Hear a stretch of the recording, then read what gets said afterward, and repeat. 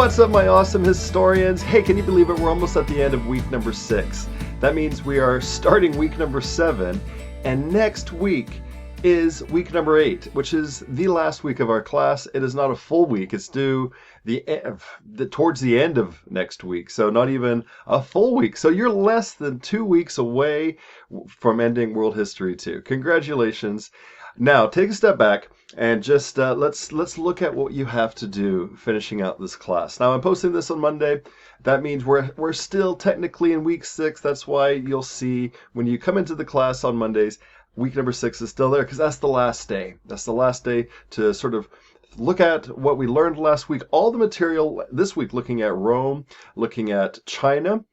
Think of them as bookends, as I said, both sides of this Afro-Eurasia world, where on the left side of those bookends, in the western side, in the Mediterranean side, in North Africa, into what will become Europe, and moving into the Middle East and a little bit beyond that, you have the influence of Rome. And to the east, to the right side of these bookends, you have Han China and its vast influence that moves across that. Remember the Silk Road, that influence along there. And that's what binds them together is the Silk Road, even though they might not have directly interacted much, if at all, with each other. Their goods, their ideas, some people maybe, but that sphere, that world system of exchange is very much in place still with these two different empire groups. Another thing we looked at this last week, was the idea, this concept of a core and periphery. We looked at this in terms of Rome. Now, this is a world system theory. This is a thing to sort of help grasp what is happening. And if you think of Rome in that way, that's with a core being maybe Rome itself.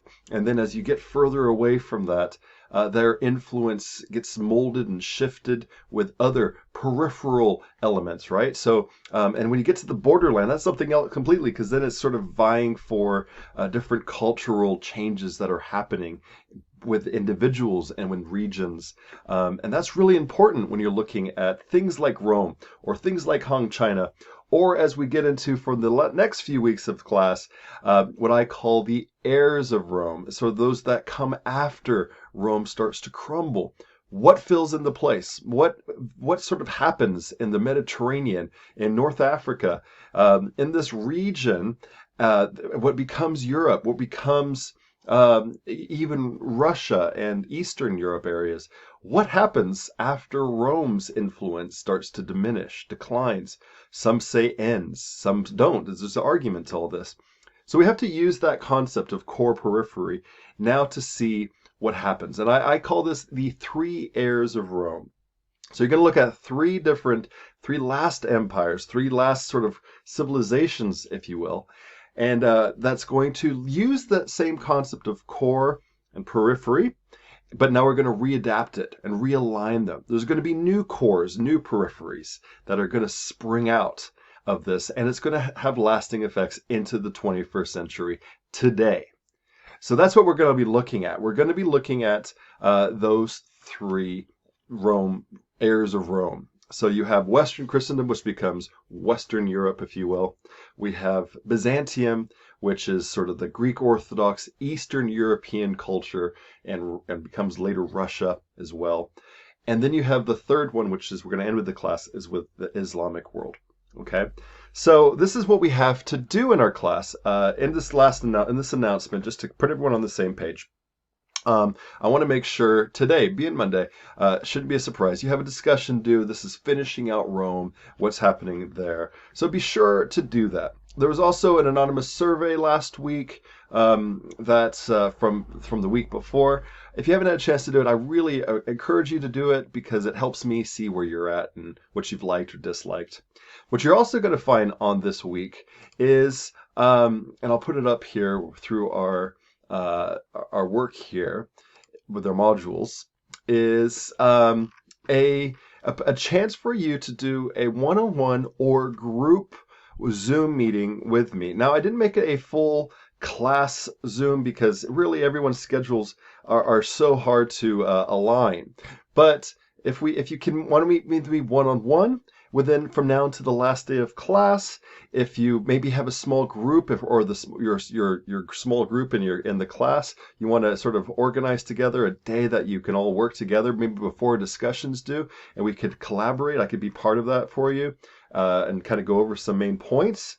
Or any questions you might have, or some extra information if it's something of interest to you.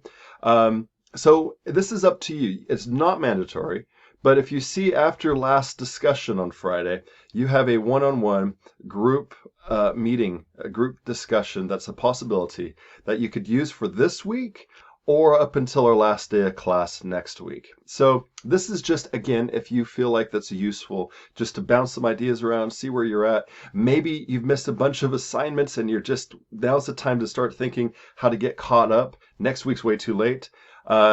But now's the time to maybe we could bounce some ideas around. And again, if you're feeling like there's something that you're missing, or you're really liking it and you want to take it to the next level and go and talk about stuff a little deeper, then this is for you. So now's the time to sign up for it. You'll be able to go in there, give me a couple dates, a couple times that work for you, and we'll try to do something that mutually works for both of us. All right. Again, I try to have these under 1 p.m. your time because I'm 8 hours ahead. So that makes it no later than about 9 o'clock p.m. my time. Anything later than that, my brain's not going to be good enough for a discussion about any of this stuff. So keeping it under 9 p.m., so under 1 p.m. your time. So before 1, we'll be able to schedule something. All right, so that's something. Then we're going to be, after you finish Han China tonight, which is fantastic because it's also comparing it with Rome, we're going to look at gender in that discussion, how women are treated in these empires, how peripheral groups are treated in these empires, so minorities, if you will. And all that's going to be with that discussion due tonight, Monday. Now, please also comment, and that gives, I'll grade this at the end of the week. So it gives you plenty of time to go back into the discussions, do those 2 comments, so you make sure to get as many points as you can. All right, so then we're going to be moving in, starting tomorrow, Tuesday, into this whole week. You're going to have a look at Byzantium and Latin Christendom. So those 2 different spheres of those heirs of Rome. One's to the west of Western Europe, Eastern Europe, but that's the Latin, how Christianity becomes part of the core, how Christianity dives into 2 different directions, one going to Rome and becomes Catholicism, and the other going to Constantinople, which now is Istanbul in modern days. Now that's for a later world history class, but just so you know, at this time that was Constantinople, and that develops Greek Orthodox religious views. Now after, real fast, and this is not going to get into it this class, but after Constantinople falls and becomes Istanbul, which it is today in modern day Turkey, that center, that Christian center, moves to Russia. So you might know it as Russian Orthodox. It's the same thing. It's the same culture. But that develops starting in this time, what we're going to look at. Okay, so again, on one side of it, you have Rome. Think of Catholicism, the Catholic Church. That's going to come out of this, and we're going to start looking at that, which will then become Western Christendom. And the other side of that, in the place called Constantinople, in modern day Istanbul, that is going to create Greek Orthodox, later Russian Orthodox, but that culture is going to create this culture, this system, this world, this civilization of Byzantium. All right, you with me? So we're gonna look at those 2 this week. So it might seem like, oh my gosh, there's a lot of pages, but I make it bite-sized. I make it so that, hey, there's a good places to stop when you come to a brainstorm. There's a whole lecture, classes. These are all stuff that I wrote that you'll be able to be using, and then it'll come into a big discussion, one big discussion on Friday.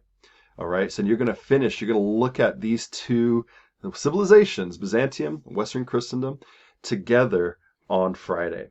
All right, so it's good to move fast. Don't try to do this all on Thursday. That's why I'm doing this discussion, this video. I want you to start right away. Try to get some of this done by Wednesday, and try to get that discussion done by Friday. You'll see that I already posted your final last week. So the idea is, don't feel like you have to start the final week on Monday. If it works for you, get the discussion done on Friday. If you have a chance to work over the weekend, then I encourage you to do that so that you can have the next week's done. And that's done Thursday. We're in the final week, we're just going to be looking at the Islamic world. Now, this is going to be very condensed. We're going to look at it quickly since this is a condensed class. But I think you'll like this journey. These will read really fast, and you'll see the brainstorm in there. You'll have a discussion by Wednesday. Remember, the class ends Thursday, so this will be due Wednesday, which gives you a chance to do some final finishing up. So that's due Wednesday of next week, our last week. And then the final, you'll see at the very bottom there, you'll have final thoughts, which has some closing discussion remarks, which I'd love to hear your ideas, a final anonymous survey, a last video from me, that sort of thing.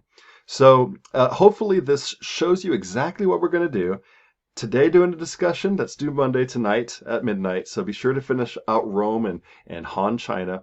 And then by Friday, you're going to have this Christendom, whether it's Western Christendom or Byzantium, this Eastern Orthodox Christendom. Those together are going to be due Friday. And then by next Wednesday, you have the Heirs of Rome. Okay? Now take a step back. If you're feeling really overwhelmed or something, there's where the Zoom comes in. So please go to that Zoom page and maybe we could have a quick chat, half an hour chat, hour chat if you need it, but that's there for you.